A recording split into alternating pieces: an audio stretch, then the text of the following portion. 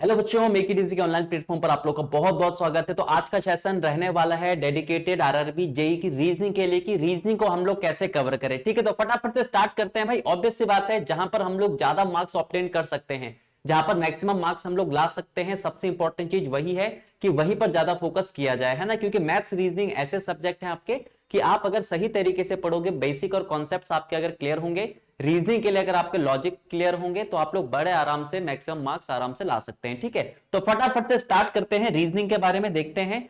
तो सबसे इंपॉर्टेंट चीज ये है, मैं आपको हमेशा कहता हूं कि कोई भी आपके पास सब्जेक्ट हो, कोई भी सिलेबस अगर आपको कवर करना है, तो सब्जेक्ट में ना लिंक ढूंढो कि कौन कौन से चैप्टर किस किस से क्या करते हैं, रिलेट करते हैं। क्योंकि जब हम देखो अलग अलग चैप्टर को देखते हैं ना, तो हमें जो सिलेबस है वो बहुत बड़ा लगता है, और कहीं ना कहीं हमारे माइंड में एक चीज आती है कि भाई किस तरीके से कवर करेंगे, सिलेबस तो बहुत बड़ा है। लेकिन जब वहीं पर हम चैप्टर्स के आपस में लिंक ढूंढते हैं ना, तो वो सिलेबस जो है, जो इतना बड़ा हमें दिख रहा था, वो थोड़ा सा क्या होता है, सिमट जाता है। और ऑब्वियस सी बात है, जब तक आप चीजों को कनेक्ट नहीं करोगे, तब तक आपको थोड़ा सा चीजों को समझना, है ना, उसको कैलकुलेट करना, उसको आंसर देना, उस क्वेश्चन को समझना, उसके कॉन्सेप्ट कवर करना, वो थोड़ा सा क्या हो जाता है, मुश्किल हो जाता है ना। तो सबसे इंपॉर्टेंट चीज यही रहती है कि कुछ भी चीज अगर आप स्टार्ट करते हो, तो सबसे पहले आप लोग ये देखिए कि कौन कौन से चैप्टर्स आपस में जुड़े हुए होते हैं। और सबसे इंपॉर्टेंट चीज क्या होती है कि पिछली बार जो एग्जाम हुआ था, उसमें किस टाइप के क्वेश्चन आए थे, किस लेवल के क्वेश्चन आए थे, और जो आपके पास चैप्टर्स हैं, पर चैप्टर से कितने कितने क्वेश्चन आए थे। तो एक छोटा सा ओवरव्यू मैं आपको दे देता हूं, जहां से आप लोग को पता चल जाएगा कि मैक्सिमम किस चैप्टर से कितने कितने लगभग लगभग क्वेश्चन आ रहे थे। तो सबसे पहले यह जानना जरूरी है कि जो हमारे पास मैथ्स है, सबसे पहले डिस्ट्रीब्यूशन देख लेते हैं कि जो हमारे मैथ्स, साइंस, रीजनिंग और जीके जीएस है सीबीटी 1 के लिए आरआरबी जेई में, उसमें कितने कितने मार्क्स हैं। तो मैथ्स जो है वो आपका सबसे ज्यादा रहने वाला है 30 मार्क्स का। उसके बाद अगर हम लोग बात करते हैं रीजनिंग की, तो रीजनिंग जो है वो रहने वाली है आपकी 25 मार्क्स की। ध्यान रखना, मैथ्स और रीजनिंग टोटल कितने मार्क्स की आती है, 55 मार्क्स की आती है। लेकिन पिछली बार क्या हुआ था कि जरूरी नहीं है कि यहाँ पर आपके पास 30 ही आ रहे थे, कहीं पर आपके पास 28 अगर मैथ्स के थे, तो वहां पर दो क्वेश्चन क्या हो रहे थे, रीजनिंग के बढ़ जा रहे थे।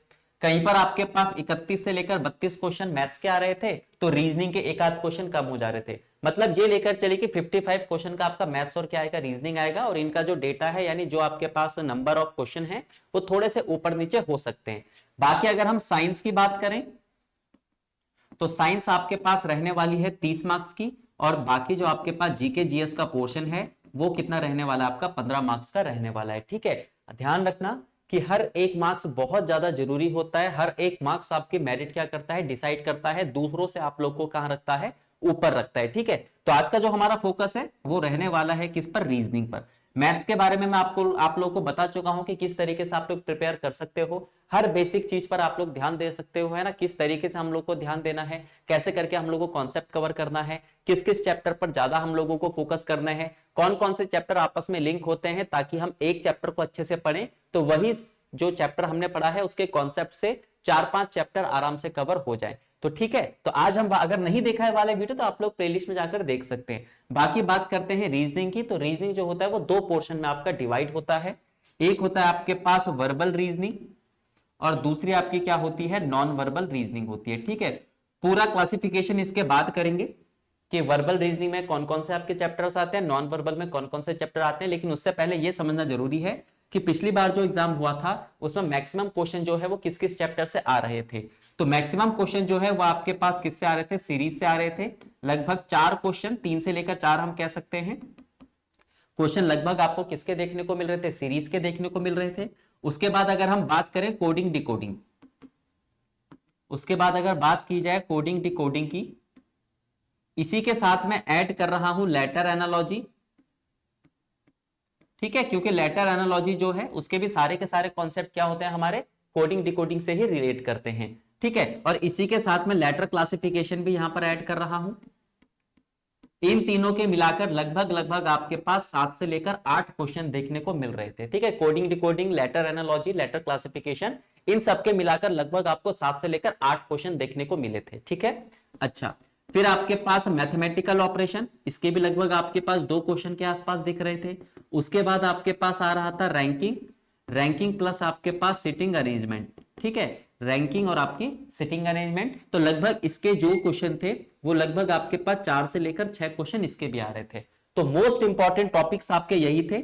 बाकी किसी में से जैसे आपके पास अल्फाबेट टेस्ट होता है, उसके भी आपके पास दो दो क्वेश्चन लगभग देखने को मिल रहे थे, ठीक है। डायरेक्शन के भी आपको क्वेश्चन देखने को मिल रहे थे, ब्लड रिलेशन के भी क्वेश्चन देखने को मिल रहे थे, लेकिन मैक्सिमम क्वेश्चन जो थे वो इन्हीं 4 चैप्टर से देखने को आपको मिले थे, ठीक है। तो ऑब्वियस सी बात है कि पीवाईक्यू इसी काम आता है आपको एनालाइज करने के लिए कि भाई पिछली बार इस चैप्टर से इतने क्वेश्चन आए थे, पिछली बार ये वाला चैप्टर इंपॉर्टेंट था, तो ऑब्वियस सी बात है अब की बार भी ये इंपॉर्टेंट होगा। पिछली बार आपका लेवल कैसा आया था, अब की बार लेवल जो है वो मिनिमम उतना तो रहेगा ही, लेकिन हल्का सा ऊपर उससे क्या रहेगा, ऊपर रहेगा, ठीक है। तो पीवाईक्यू एनालिसिस बहुत ज्यादा जरूरी है। तो मैं वो वीडियो भी लेकर आऊंगा जहां पर हर एक चैप्टर को डिटेल में हम लोग देखेंगे कि भाई इस चैप्टर से कितने क्वेश्चन आए थे, किस टाइप के क्वेश्चन आए थे, ठीक है। अभी तो मैंने यहां पर सिर्फ 4 चैप्टर्स की बात करी है। पूरा जो आपके पास 25 मार्क्स की रीजनिंग आ रही थी, उसमें किस चैप्टर से कितने कितने क्वेश्चन आ रहे थे, किसी से एक आ रहा था, किसी से 2 आ रहा था, डिटेल में हम लोग क्या करेंगे, बात करेंगे। तो बहुत जल्द वो सेशन में आप लोग लेने आ रहा हूं, लेकिन उससे पहले आपका प्रिपेयर करना बहुत जरूरी है। एक छोटा सा ओवरव्यू मैंने आपको दे दिया है यहाँ पे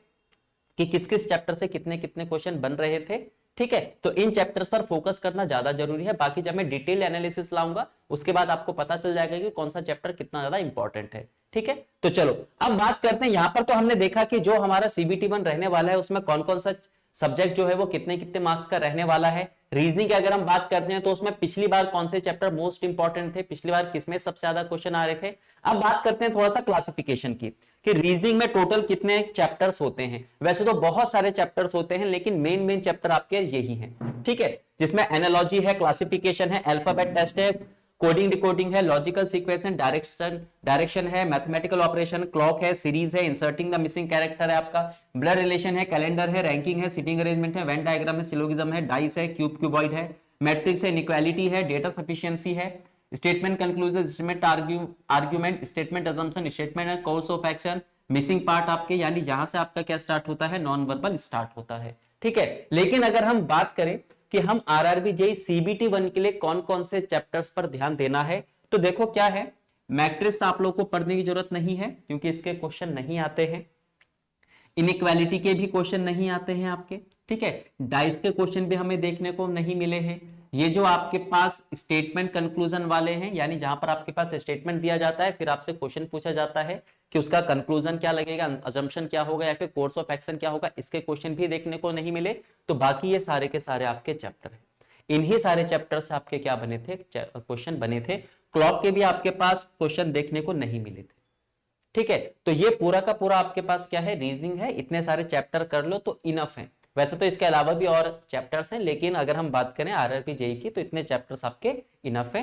क्यूब एंड क्यूबॉइड के भी क्वेश्चन देखने को नहीं मिलते हैं, ठीक है। अच्छा, अब यहां पर क्या होता है कि पूरी पूरी जो रीजनिंग है वो आपका 2 पार्ट में डिवाइड है। एक है वर्बल, वर्बल का मतलब क्या होता है, जहां पर क्वेश्चन जो होता है वो लैंग्वेज पे डिपेंड करता है ना, जहां पर आपके पास सेंटेंस दिए रहते हैं पूरा का पूरा आपके पास और फिर हमसे क्वेश्चन पूछे जाते हैं, वो आपके वर्बल कहलाते हैं। नॉन वर्बल वो होते हैं जो डायग्राम पे डिपेंड करते हैं, ठीक है, जो क्या करते हैं, आपके डायग्राम पे डिपेंड करते हैं। यानी आपको एक डायग्राम दे रखा होगा, फिर आपसे पूछा जाएगा कि भाई या तो मिसिंग पार्ट होगा कि उसमें से कोई पार्ट आपके पास मिसिंग है, या तो इंबेडेड है यानी कोई आपके पास पार्ट उसमें छुपा हुआ होगा, या तो मिरर वाटर इमेज पूछा जाएगा, या तो पेपर कटिंग पेपर फोल्डिंग पूछा जाएगा, ठीक है, या फिर आपके पास काउंटिंग ऑफ फिगर पूछा जाएगा, ठीक है। तो ये आपके पास नॉन वर्बल होते हैं। जहां पर डायग्राम इंपॉर्टेंट होता है वो आपके नॉन वर्बल होते हैं, जहां पर आपकी लैंग्वेज इंपॉर्टेंट होती है वो आपके वर्बल होते हैं। तो ये सारे के सारे आपके क्या हैं, वर्बल के हैं, जिसमें सारे मोस्ट इंपॉर्टेंट है। एनालॉजी की मैं बात आपको बता चुका हूं।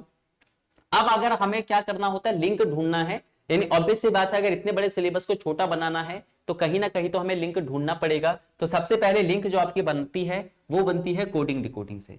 कोडिंग डिकोडिंग में आपके पास बहुत सारे टाइप के क्वेश्चन बनते हैं। लेटर टू लेटर कोडिंग होता है, लेटर टू आपके पास नंबर होता है ना, आपके पास मिक्स कोडिंग होती है, आपके पास मिसलिनियस कोडिंग होती है, बहुत सारे टाइप हैं इसमें, ठीक है।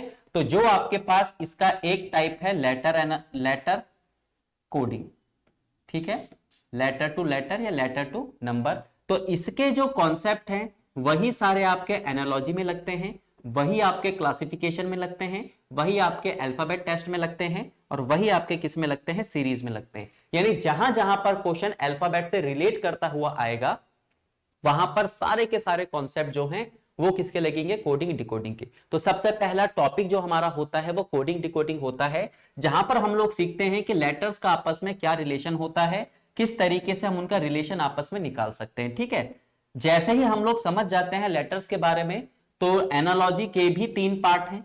एक आपके पास लेटर एनालॉजी, एक आपकी वर्ड एनालॉजी और एक आपकी नंबर एनालॉजी। तो लेटर एनालॉजी के क्वेश्चन बहुत सारे देखने को मिले आरआरबी जेईई के सीबीटी 1 में। अब की बार भी ऑब्वियस सी बात है लेटर एनालॉजी के क्वेश्चन दिखेंगे। तो यहां पर सारा का सारा रूल जो है वो किसका लगता है, कोडिंग डिकोडिंग का, यानी सारे के सारे कॉन्सेप्ट जो है वो किसके लगते हैं, कोडिंग डिकोडिंग के। सेम ऐसे ही क्लासिफिकेशन के भी 3 पार्ट हैं। एक आपके पास लेटर क्लासिफिकेशन होता है, एक वर्ड क्लासिफिकेशन होता है और नंबर क्लासिफिकेशन होता है। Letter classification same to same आपके पास जो भी आपके उसमें कॉन्सेप्ट लगते हैं वो कोडिंग डिकोडिंग के लगते हैं। अल्फाबेट टेस्ट में तो खेल ही पूरा का पूरा अल्फाबेट का है, मैक्सिमम क्वेश्चन जो है वो आपके कोडिंग डिकोडिंग के इसमें आते हैं। सीरीज की अगर बात करते हैं तो इसमें भी अलग अलग टाइप की सीरीज बनती है, लेकिन जो आपकी लेटर सीरीज होती है वो सेम टू सेम क्या होती है, कोडिंग डिकोडिंग की। क्योंकि कोडिंग डिकोडिंग में हम लोग सीखते हैं कि लेटर से लेटर का रिलेशन क्या होता है, उनका सीरियल नंबर क्या होता है, उनके रिवर्स क्या होते हैं। तो जब ये चीज हम लोग पढ़ते हैं ना तो 3-4 चैप्टर ऑटोमेटिक आपके क्या हो जाते हैं, कवर हो जाते हैं। ठीक है, उसके बाद जो सेकंड हमारा पोर्शन होता है कवर करने का वो होता है सीरीज। सीरीज हमें बताता है कि नंबर के बीच में क्या रिलेशन होता है, और जैसे हम लोग सीरीज को अच्छे से करते हैं तो हमें नंबर्स का रिलेशन आपस में पता चलता है। हमें पता चलता है कि एक नंबर से दूसरा नंबर किस किस तरीके से बन सकता है। और जैसे हमारा सीरीज कवर होता है तो एनालॉजी का जो नंबर एनालॉजी वाला पोर्शन था ये भी कवर हो जाता है। क्लासिफिकेशन का, नंबर क्लासिफिकेशन का जो कॉन्सेप्ट थे या फिर जो भी आपके पास क्वेश्चन थे वो भी आपके सीरीज से कवर हो जाते हैं। ठीक है, तो ये 2 चैप्टर ऐसे हैं जिनको अगर आप अच्छे तरीके से पढ़ोगे तो 3-4 चैप्टर बड़े आराम से क्या हो जाएंगे, सॉल्व हो जाएंगे। ठीक है, बाकी चैप्टर्स देखो अपने अलग अलग है। जैसे लॉजिकल सीक्वेंस अलग है। ठीक है, इसमें क्या होता है, आपके पास वर्ड्स दे रखे होते हैं उनको लॉजिकल सीक्वेंस में रखना होता है, या फिर आपके पास आप कुछ वर्ड्स दे रखे होते हैं उनको जैसे डिक्शनरी में रखा जाता है वैसे रखे जाते हैं। ठीक है, डायरेक्शन डिस्टेंस आपके पास बिल्कुल अलग चैप्टर है। मैथमेटिकल ऑपरेशन बिल्कुल अलग चैप्टर है जो डिपेंड करता है बॉडमास के रूल पर। इसमें सारे के सारे जो क्वेश्चन है वो बॉडमास रूल पर आधारित होते हैं। कभी वो उनके बीच के क्या कर देता है, साइन गायब कर देता है। कभी बोलता है कि इनके बीच साइन रखो और क्या करो, आपकी इक्वेशन सेटिस्फाई करो। कभी वो क्या करता है कि नंबर इंटरचेंज करो तब जाकर इक्वेशन क्या करो, सेटिस्फाई करो। तो बॉडमास का रूल अगर आपका क्लियर है तो बड़े आराम से आप ये निपटा सकते हो। ठीक है, और आपके पास क्लॉक तो खैर पूछा नहीं जाता, लेकिन आपके सिलेबस में सब कुछ दे रखा है। इंसर्टिंग द मिसिंग कैरेक्टर, ये पूरा का पूरा आपके पास 2 टाइप से डिपेंड करता है। एक आपका नंबर वाले क्वेश्चन होते हैं इसमें, और एक इसमें अल्फाबेट वाले होते हैं। नंबर वाला पूरा का पूरा जो है कॉन्सेप्ट वो सीरीज का चलता है, और अल्फाबेट का पूरा कॉन्सेप्ट यहाँ पर किस पे चलता है, कोडिंग डिकोडिंग पे चलता है। फिर अगर हम बात करें कैलेंडर के भी ना के बराबर क्वेश्चन देखने को मिलते हैं। ब्लड रिलेशन के क्वेश्चन आपको देखने को मिलेंगे। रैंकिंग और सीटिंग अरेंजमेंट ये भी आपके पास मोस्ट इंपॉर्टेंट है, इसके भी मैक्सिमम क्वेश्चन देखने को मिलते हैं। ये भी आपस में क्या करते हैं, रिलेट करते हैं, या आपको बताते हैं कि कोई भी कंडीशन अगर आपके सामने दे रखी होती है तो आप किस तरीके से उन सबको आपस में बैठा सकते हो, चाहे रैंकिंग हो चाहे सिटिंग अरेंजमेंट हो। फिर बाकी है वेन डायग्राम। वेन डायग्राम हमें बताता है कि जो मैं आपको वर्ड्स देता हूं उनका डायग्राम के रूप में क्या रिलेशन होता है, और जो रिलेशन हम वेन डायग्राम में समझते हैं वही रिलेशन हम किस में लगाते हैं, सिलोगिज्म में लगाते हैं क्वेश्चन को सॉल्व करने के लिए। यानी आप कह सकते हो कि सिलोगिज्म का जो आधार है वो क्या है, वेन डायग्राम। वेन डायग्राम हमें क्या करता है, डायग्राम के बीच में रिलेशन बताता है, और सिलोगिज्म में हमें जो वर्ड्स हमें जो सेंटेंस दे रखे होते हैं उसको हम क्या करते हैं, कन्वर्ट करते हैं किसमें, डायग्राम में। तो अगर हम वेन डायग्राम को अच्छे से करेंगे तो ऑटोमेटिक आपके सिलोगिज्म के कॉन्सेप्ट भी क्या हो जाएंगे, क्लियर हो जाएंगे। ठीक है, बाकी डेटा सफिशिएंसी के क्वेश्चन आपको देखने को मिले थे। डेटा सफिशिएंसी कोई एक्चुअल में कोई चैप्टर है ही नहीं। डेटा सफिशिएंसी एक्चुअल में कोई चैप्टर है ही नहीं, क्योंकि इससे पहले जितने भी चैप्टर आपने करे, सिटिंग अरेंजमेंट आपने करा, ब्लड रिलेशन आपने करा, डायरेक्शन आपने करा, कोडिंग डिकोडिंग आपने करा, सीरीज आप लोगों ने करा, इन्हीं के क्वेश्चन उठाकर दे दिए जाते हैं डेटा सफिशिएंसी में। बस आपसे पूछा जाता है डेटा सफिशिएंसी में कि क्या इसका आंसर आ सकता है या नहीं आ सकता है, बस। बाकी सारा की सारी जो चीजें हैं वो जो इससे पहले आप लोगों ने चैप्टर कवर करे हैं ना, उसी के सारे क्वेश्चन बनते हैं। ठीक है, बाकी नॉन वर्बल का पोर्शन है। मिसिंग पार्ट में आपको क्या कर दिया जाता है, एक पार्ट वहां से गायब कर दिया जाता है और ऑप्शन में रख दिया जाता है, फिर हमसे पूछता है कि भाई क्या ये पार्ट इसमें फिट होगा कि नहीं होगा। इंबेडेड में आपको एक पार्ट दे रखा होता है और हमसे बोला जाता है कि ढूंढो डायग्राम में ये कहां पर है। मिरर वाटर इमेज में एक डायग्राम बनाया जाता है, बोला जाता है इसका मिरर इमेज बताओ या फिर वाटर इमेज बनाओ। देखो हर किसी का यहां पर जो आपके पास नॉन वर्बल का पोर्शन है इसके क्वेश्चन जो है वो 1 या फिर 2 ही आते हैं, इससे ज्यादा नहीं आते हैं। ठीक है, एक दो क्वेश्चन ही आपको देखने को मिलेंगे, इससे ज्यादा नहीं मिलेंगे। ज्यादा जो आपको क्वेश्चन देखने को मिलते हैं वो किसके देखने को मिलते हैं, वर्बल के। तो यानी हमने देख लिया ना कि कौन कौन से चैप्टर हैं। अब अगर हम क्या करें, इनको थोड़ा सा क्लासिफाई करें, देखें अगर हम अभी तक जो चीज हमने देखी है कि इसमें वर्बल और नॉन वर्बल, वर्बल और नॉन वर्बल में सबसे ज्यादा इंपॉर्टेंट क्या है, तो टोटल हमारे पास मार्क्स कितने हैं, 25। अगर मैं वर्बल की बात करता हूं तो वर्बल में आप ये लेकर चलिए 20 से लेकर 23 क्वेश्चन तक किसके होते हैं, वर्बल के होते हैं। बाकी 2 से लेकर 3 क्वेश्चन आप कह सकते हो मैक्सिमम, या फिर चलो ठीक है थोड़ा सा अगर मैं बना दूं तो 3 से लेकर 4 या 2 से लेकर 4, 2 से लेकर 4 क्वेश्चन आपके किसके देखने को मिलेंगे, नॉन वर्बल के देखने को मिलेंगे। तो ऑब्वियस सी बात है आप लोगों को अपनी प्रिपरेशन इस तरीके से रखनी है ताकि आपको यह भी तो पता चले दोनों पोर्शन में सबसे ज्यादा इंपॉर्टेंट क्या है। सबसे ज्यादा इंपॉर्टेंट जो आपके पास है, सबसे पहले फोकस भी हमें उसी पर करना है। अब इस वर्बल वाले पोर्शन की अगर मैं बात करूं तो इसमें सबसे ज्यादा इंपॉर्टेंट क्या है, जो मैक्सिमम आपको मार्क्स देगा, वो हम सबसे पहले वाली स्लाइड में कर चुके थे ना। तो मैं दोबारा आपका लिख लेता हूं, जैसे कोडिंग डिकोडिंग, मैंने कहा था ये आपके पास एक रूट चैप्टर है। रूट चैप्टर हम उसको कहते हैं जहां से बहुत सारे चैप्टर्स आपस में जुड़े हुए होते हैं। कोडिंग डिकोडिंग के बाद आपके पास क्या आएगा, सीरीज आएगा। सीरीज के बाद आपके पास क्या है, ranking, ranking plus sitting arrangement. फिर उसमें आपके पास मैथमेटिकल ऑपरेशन है, ठीक है, और आपके पास अल्फाबेट टेस्ट, अल्फाबेट टेस्ट। ये मोस्ट इंपॉर्टेंट टॉपिक्स हैं। तो सबसे पहले आपको यही क्या करने हैं, कवर करने हैं, ठीक है। सबसे पहले क्या करना है, यही चैप्टर आपको कवर करना है। सबसे पहले फोकस आपको इन्हीं पे ही करना है। सबसे पहले आपको कोडिंग डिकोडिंग करना है, क्योंकि मैंने कहा है 2-3 चैप्टर्स के टॉपिक इसी पर आधारित होते हैं। उसके बाद आप लोग सीरीज करोगे, क्योंकि जो कोडिंग डिकोडिंग से रिलेट कर रहे थे चैप्टर्स, उसका एक पोर्शन सीरीज से भी क्या करता है, रिलेट करता है। यानी जहां पर भी आपके पास नंबर वाले क्वेश्चन आएंगे वो सीरीज वाले चैप्टर से रिलेट करेंगे, जहां पर भी आपके अल्फाबेट वाले आएंगे वो आपके किससे करेंगे, कोडिंग डिकोडिंग से करेंगे, ठीक है। बाकी रैंकिंग सिटिंग अरेंजमेंट में आप लोग क्या करते हो, व्यक्तियों को या फिर किसी भी ऑब्जेक्ट को बैठाना सीखते हो, आपस में किस तरीके से बैठा सकते हैं। मैथमेटिकल ऑपरेशन में हम लोग क्या लगाते हैं, बॉडमास लगाते हैं। और अल्फाबेट टेस्ट में हम लोग जो कोडिंग डिकोडिंग में करा था ना, वही सारी की सारी चीजें सीखते हैं। बस कुछ क्वेश्चन इसमें थोड़े से क्या आते हैं, अलग आते हैं, ठीक है। अगर हम बात करते हैं नॉन वर्बल की, तो नॉन वर्बल में आपके पास सारे जो चैप्टर हैं वो इंपॉर्टेंट ही हैं, किसी चैप्टर में से कितना भी आ सकता है, ठीक है। जैसे ज्यादातर यहां पर जो क्वेश्चन आपको देखने को मिलेंगे वो मिरर और वाटर वाले से देखने को मिलेंगे, और पेपर कटिंग और पेपर फोल्डिंग वाले से देखने को मिलेंगे, ठीक है, पेपर कटिंग और पेपर फोल्डिंग से। तो हमें सबसे पहला अपना फोकस जो है वो किस पे रखना है, वर्बल पर, क्योंकि मैक्सिमम क्वेश्चन आपके वर्बल वाले पोर्शन से आएंगे। तो सबसे पहले वर्बल वाले पोर्शन को आप लोगों को सही तरीके से कवर करना है। मैक्सिमम मार्क्स अगर आपको लाने हैं तो आप लोगों को क्या करना पड़ेगा, सबसे पहले उस पर फोकस करना पड़ेगा जहां पर सबसे ज्यादा क्वेश्चन आते हैं, ठीक है। तो चलिए फिलहाल बिल्कुल बेसिक बेसिक सी चीजें मैंने आपको बताई है, क्योंकि पीवाईक्यू एनालिसिस कर ही रखा है, उसकी वीडियो मैं आप लोगों के सामने जल्दी लाऊंगा। बाकी उसके आधार पर मैंने आपको बताया कि 2 पार्ट जो हमारे वर्बल नॉन वर्बल है, तो नॉन वर्बल जो है वो थोड़ा सा कम इंपॉर्टेंट है, इंपॉर्टेंट क्या है आपका वर्बल। तो ये आपके पास सारे के सारे चैप्टर्स हैं, वर्बल में ये सारे के सारे चैप्टर आते हैं। तो इन्हीं चैप्टर्स पर आप लोगों को सबसे पहले फोकस करते हैं, ठीक है। तो फिलहाल आज के सेशन में इतना ही, मिलते हैं आपसे अगले सेशन में। Okay, thank you.